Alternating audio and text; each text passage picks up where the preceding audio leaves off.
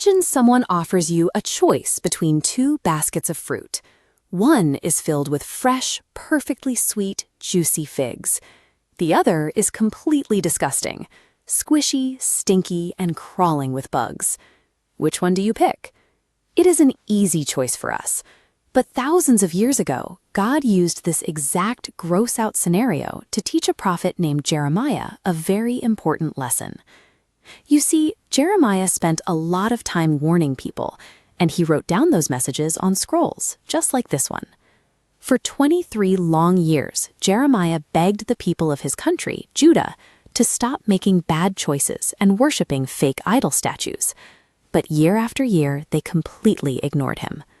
When you ignore warnings for that long, consequences follow. After 23 years of second chances, the people of Judah had finally run out of time. The consequence arrived in the form of a powerful invading king named Nebuchadnezzar. He marched into their home city of Jerusalem and forced the people to leave. They were dragged far away to the distant land of Babylon. Imagine walking up to these massive blue-tiled walls with golden animals staring down at you. It was huge, scary, and completely unfamiliar. Back home, their beloved Jerusalem was about to become a pile of rubble and stone. Everything they knew was gone. Think about how terrifying it feels to move to a new school or a new town, but 100 times worse. They were forced out of their safe, comfortable beds and made to walk hundreds of miles into the unknown. Being trapped in a strange enemy country felt like the worst possible punishment. It made the people wonder if God was so angry that he had finally given up on them forever. To understand what was happening, we have to look back at those two baskets of figs. God told Jeremiah that the people who were dragged far away to Babylon were actually the good, sweet figs. The squishy, rotten figs represented the people who stubbornly refused to leave. Some stayed in Jerusalem, and others fled down to Egypt to try and hide from the invading army. Staying behind might have felt safe, but it meant they were stuck in their rebellious habits.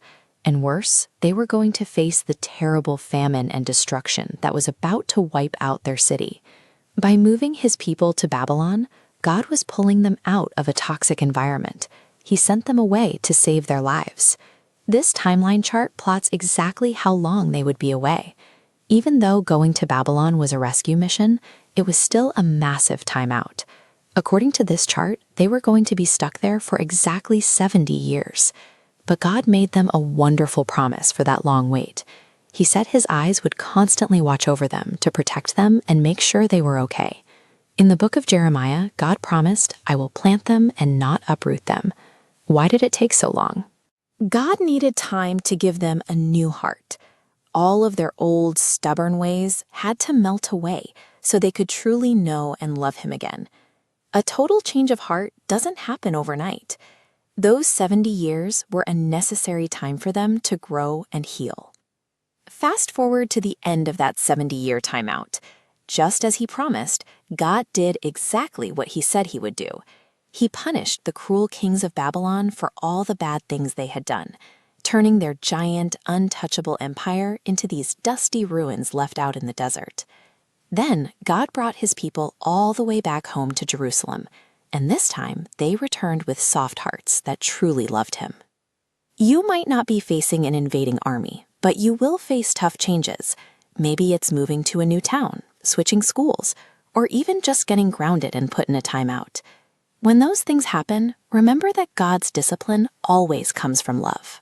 It is exactly like a parent who gives you a strict timeout because they want to stop you from running into a busy street.